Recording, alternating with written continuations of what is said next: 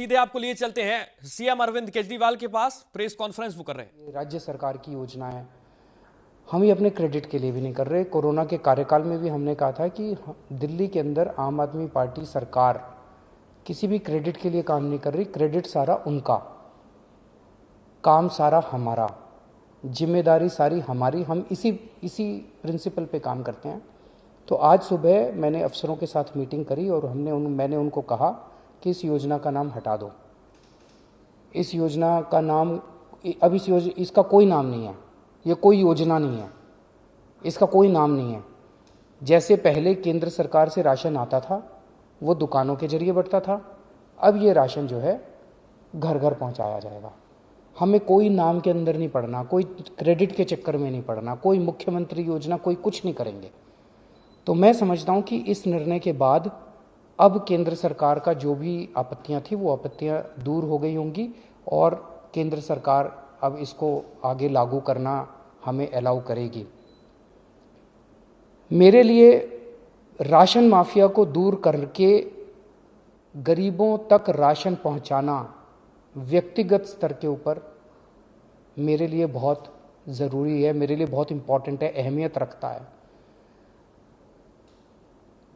आज से 22 साल पहले राशन माफिया के साथ मेरा संघर्ष शुरू हुआ था।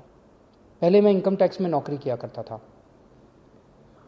उसके बाद नौकरी से छुट्टी लेके और फिर बाद में मैंने नौकरी भी छोड़ दी।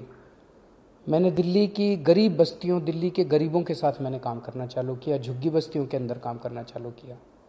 दिल्ली में नंद नगरी, सुंदर नगरी, सीमापुरी की झुग्गियों के अंदर काम करना चालू किया। वहाँ झुग्गियों के अंदर जब काम करना चालू किया तो पता चला कि लोगों को राशन लेने में काफ़ी तकलीफ़ें होती हैं। उन्हीं दिनों में सूचना का अधिकार कानून आया था। सूचना का अधिकार कानून इस्तेमाल करके जब हमने सरकारी रिकॉर्ड्स निकलवाए तो पता चला कि लोगों के झूठे दस्तखत करके, लोगों के झूठे अंगूठे के निशान लगा के लोगों के नाम पे किस तरह से राशन चोरी किया जा रहा था। बहुत बड़े स्तर के ऊपर लोगों को राशन मिलता नहीं था और लोगों का राशन चोरी हो रहा था। उसके खिलाफ हम लोगों ने आवाज़ उठाई, हमने व्यवस्था परिवर्तन के खिलाफ आवाज़ उठाई, हमने गरीबों को राशन दिलवाने के लिए काफ़ी संघर्ष किया।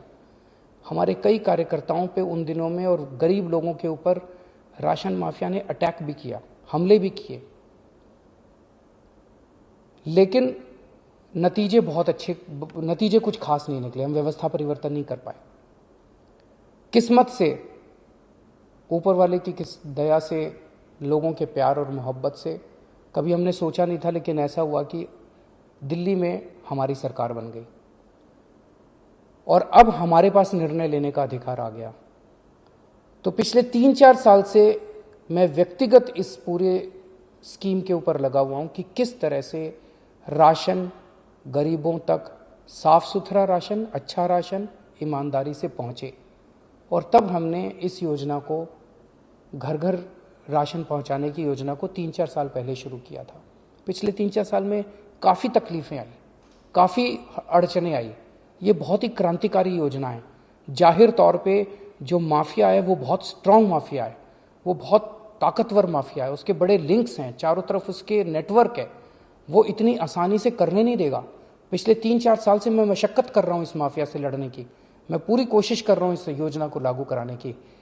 अब जबकि हमारा 20-22 साल पुराना सपना पूरा होने जा रहा था कि हम एक्चुअली लोगों के घर घर तक राशन पहुंचाने में सफल हो रहे थे, तो कल जब ये अड़चन आई तो थोड़ा सा दिल बैठ गया। लेकिन हम किसी भी तरह की अड़चन नहीं आने देंगे। केंद्र सरकार की जितनी शर्तें हैं हम सारी शर्तें मानेंगे। केंद्र सरकार जो कहेगी हम वो करेंगे। हमारा मकसद केवल और केवल जनता तक ईमानदारी से साफ सुथरा सस्ता राशन पहुंचाना है। अगर वो राशन पहुंच गया तो दिल को बड़ा सुकून मिलेगा और गरीबों की दुआएं मिलेंगी। उन गरीबों की दुआएं हैं जिसकी वजह से आज हमारे दिल्ली के अंदर, हम तो छोटे से लोग हैं, हमारी सरकार चल रही है। तो मैं उम्मीद करता हूं कि अब इस निर्णय के बाद कि ये कोई नई योजना नहीं है, कोई इसका नाम नहीं दिया जाएगा।